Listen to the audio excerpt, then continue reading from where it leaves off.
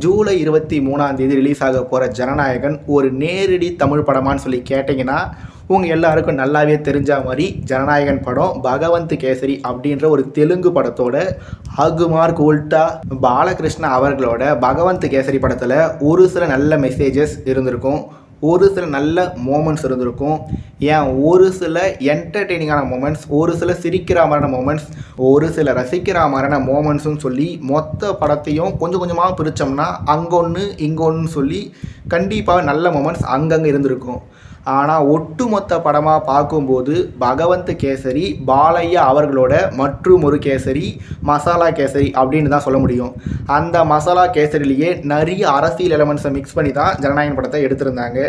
அந்த மாதிரி பல விஷயங்கள் இருந்ததுனால தான் அந்த படத்துக்கு சென்சார் சர்டிஃபிகேட் தரலன்னு சொல்லி அந்த படம் ரிலீஸுக்கு முன்னாடி சென்சார் தரத்துக்கு முன்னாடி பல பேர் பல வகையான கருத்துக்களை சொன்னதை நம்ம பார்த்துருப்போம். இதில்னா அந்த படம் ஜனவரி மாதம் ரிலீஸ் ஆகிறதா இருந்தது, படம் ரிலீஸ் ஆகலை, சென்சார் சர்டிஃபிகேட் தரலை. ஆனால் எலெக்ஷனுக்கு கொஞ்ச நாளைக்கு முன்னாடி அந்த படம் இல்லீகலாக ஆன்லைனில் ரிலீஸ் ஆகிருந்தது. ஜனநாயகன் படத்தை ஆன்லைனில் ரிலீஸ் பண்ணது இவங்க தான் அப்படின்னு சொல்லி ஒரு சிலரை காவல்துறையினர் கைது பண்ணியிருக்காங்க. இதெல்லாம் என்னதான் ஒரு பக்கம் இருந்தாலுமே ஜனநாயகன் படத்தை ஆன்லைனில் ரிலீஸ் பண்ணதே திரு விஜய் அவர்கள் தான். அந்த படத்தை ஆன்லைனில் ரிலீஸ் பண்ணது மூலமாக சிம்பதி ஓட்டு ஒரு பக்கம், இன்னொரு பக்கம் அந்த படத்தை பார்த்து அந்த படத்தில் இருக்க அரசியல் கருத்துக்களை பார்த்து கூட நமக்கு ஒரு சிலர் ஓட்டு போடலாம் அப்படின்ற காரணத்துக்காக தான் திரு விஜய் அவர்களே ஜனநாயகன் படத்தை ஆன்லைனில் ரிலீஸ் பண்ணார் அப்படின்ற செய்திகளும் அப்படின்ற கருத்துக்களும் அந்த படம் ஆன்லைனில் ரிலீஸ் ஆனப்போ பல பேர் பேசுகிறத நம்ம பார்த்துருந்தோம். திரு விஜய் அவர்கள் ஜனநாயகன் படத்தை ஆன்லைனில் ரிலீஸ் பண்ணாரா இல்லையா, உண்மையிலேயே ஜனநாயகன் படத்தை ஆன்லைனில் எதுக்காக ரிலீஸ் பண்ணாங்க, இது எல்லாமே ஒரு ஓரமாக இருந்தாலுமே ஜனநாயகன் படம் ஆன்லைனில் ரிலீஸ் ஆனப்போ அந்த படத்தை கோடிக்கணக்கான மக்கள் பார்த்துட்டாங்க அப்படின்ற நியூஸும் கண்டிப்பாக வந்திருக்கு. பகவந்த் கேசரி படம் தெலுங்கில் வந்தப்பவே நான் அந்த படத்தை பார்த்துட்டு இருந்தேன். அதன் பிறகு அந்த பகவந்த் கேசரி படத்தை தமிழில் டப் பண்ணி ஓடிடியில் ரிலீஸ் பண்ணாங்க. அந்த படத்தையும் பல பேர் பார்த்துட்டு இருப்பாங்க. இதில் ஜனநாயகன் படம் ஆல்ரெடி ஆன்லைனில் இல்லீகலாக ரிலீஸ் ஆகிட்டு இருந்தது. அந்த படத்தை முன்னாடியே சொன்ன மாதிரி கோடிக்கணக்கான மக்கள் ஜனநாயகன் படத்தையே ஆன்லைனில் இல்லீகலாக பார்த்த பிறகு இப்போ the honourable chief minister of Tamil Nadu C Joseph Vijay நடிக்கும் ஜனநாயகன் ஜூலை 23 ரிலீஸ் ஆகும்போது அந்த படத்தை யார் தான் போய் தேட்டரில் பார்க்க போகிறா அப்படின்ற மாதிரியான ஒரு சிம்பத்தி கார்டை இப்போவே திரு விஜய் அவரோட ரசிகர்கள் சோஷியல் மீடியாவில் பரப்ப தொடங்கியிருக்காங்க. பார்த்தீங்களா, தெலுங்கு ரீமேக் படம், அந்த தெலுங்கு படத்தையும் பல பேர் பார்த்துட்டாங்க. அது தமிழ் டப்பிங்கில் இருக்குது, அதையும் பல பேர் பார்த்துட்டாங்க. ஆன்லைன்லேயும் இந்த படத்தை பார்த்துட்டாங்க. அப்படி இருக்கும்போது எங்கள் தளபதியோட படம் தேட்டரில் ஜூலை 23 ரிலீஸ் ஆக போகுது. எங்கள் தளபதியோட கடைசி படம் ஜூலை 23 ரிலீஸ் ஆக போகுது. உங்களுக்கு தில் இருந்தா, உங்களுக்கு தைரியம் இருந்தால், உங்களுக்கு திராணி இருந்தால் என் தளபதி படத்தோட கடைசியாக ஒரு கிளாஷுக்கு யாராவது இருந்தால் வாங்கடா. எங்கள் தளபதியோட கடைசி படத்துக்கு யூ சர்டிஃபிகேட் இல்லை, யூஏ சர்டிஃபிகேட்டும் இல்லை. எங்கள் தளபதியோட கடைசி படமான ஜனநாயகன் படத்துக்கு ஏ சர்டிஃபிகேட் கொடுத்துருக்காங்க. ஏ சர்டிஃபிகேட் படம், முன்னாடியே சொன்ன மாதிரி ஏ சர்டிஃபிகேட் படமான ஜனநாயகன் படத்தோட மோதிரத்துக்கு யார் தான் தயாராக இருக்கீங்க? ஒன் லாஸ்ட் டான்ஸுன்ற மாதிரி ஒன் லாஸ்ட் கிளாஷு. தைரியம் இருந்தால் யாராவது ஒருத்தர் வாங்குறா, நாங்கள் சண்டை போடுற மூடில் இருக்கண்டா.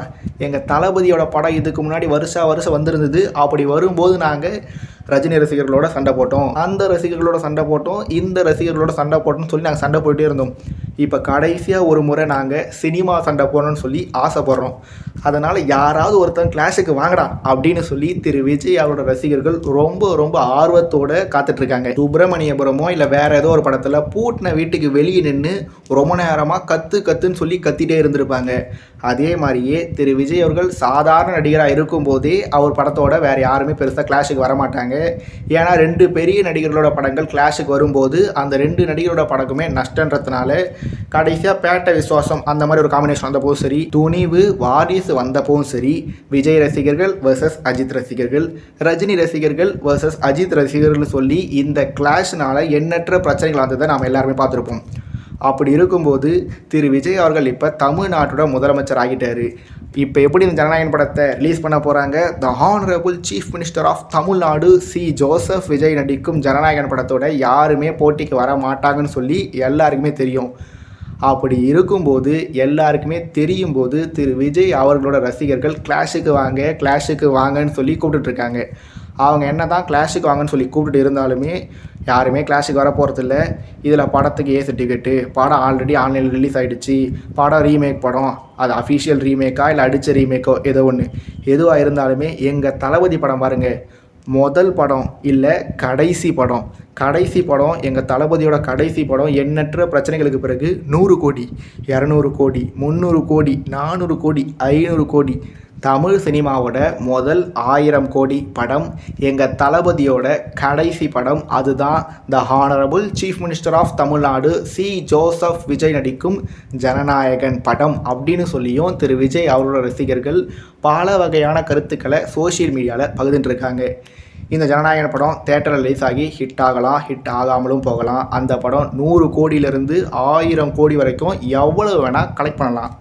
ஆனால் நாம் நம்மளோட ப்ரீவியஸ் வீடியோவில் சொன்ன மாதிரியே இந்த ஜனநாயகன் தான் திரு விஜயோட கடைசி படம்னு சொல்லி ஆயிட்டதுனால அது கன்ஃபார்மான்றது தெரியாது. 2031 தமிழ்நாடு சட்டமன்ற தேர்தலோட முடிவு வந்த பிறகு ஒருவேளை திரு விஜய் அவர்கள் அந்த தேர்தலில் மகா மட்டமாக தோற்று திரும்ப சினிமா துறைக்கு வந்து லியோ 2, கத்தி 2, துப்பாக்கி 2, கோட்டு 2, ஏன் வாரிசு 2ன்னு கூட நடிக்கலாம். அதில் என்ன வேணால் நடக்கலாம்.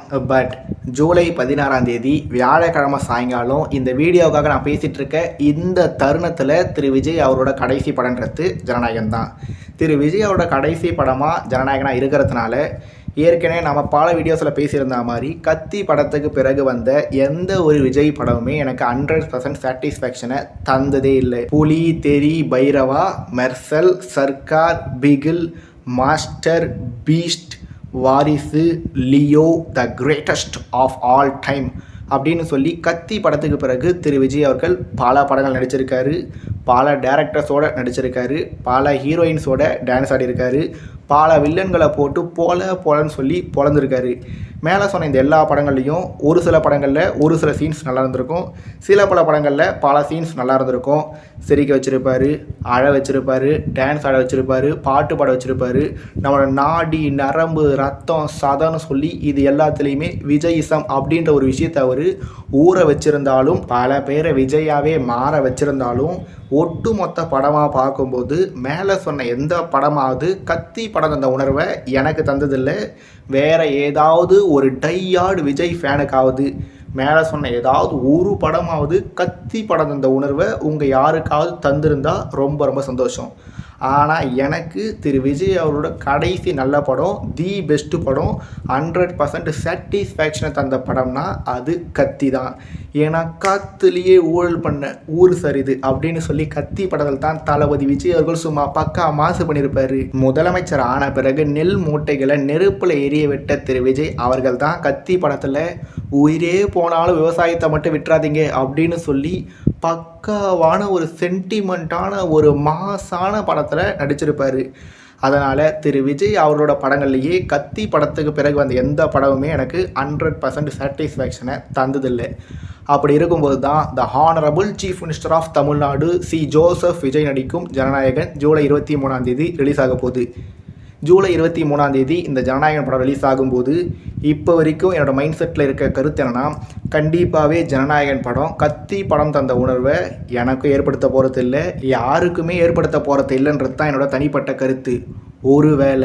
ஒரே வேளை ஜனநாயகன் படம் மட்டும் கத்தி படம் தந்த உணர்வை எனக்குள்ளே உருவாக்கிடுச்சுன்னா ஐ வாஸ் டோட்டலி சாட்டிஸ்ஃபைடு. அப்போ நான் சொல்லுவேன், the honourable chief minister of Tamil Nadu C Joseph Vijay நடிக்கும் ஜனநாயகன் உண்மையிலேயே ஒரு பக்கா மாசு படம். தளபதி வெற்றி கொண்டான், அதாவது தமிழக வெற்றி கழகத்தோட தலைவரான திரு சி ஜோசப் விஜய் அவர்கள் தளபதி வெற்றி கொண்டான் நடிச்சிருக்க, டிவிகேவாக நடிச்சிருக்க ஜனநாயகன் பக்கா மாசுக்கெல்லாம் பக்கா மாசு.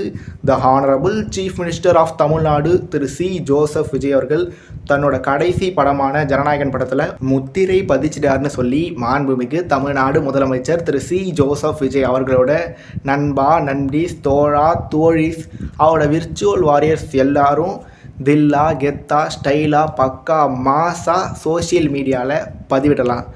அதனால் the honourable chief minister of Tamil Nadu C Joseph Vijay அவர்களோட கடைசி படமான ஜனநாயகன் ஜூலை 23 ரிலீஸ் ஆக போகுது. ஜூலை 23 ரிலீஸ் ஆகிற ஜனநாயகன் உண்மையிலே திரு விஜய் அவர்களுக்கு மெமரபிளான ஃபேர்வெலாக இருக்க போதா இல்லை மற்றும் ஒரு போர்வெல்லாக இருக்க போதான்றதை நாம் எப்பவும் போல் பொறுத்திருந்து தெரிஞ்சுக்கலாம்.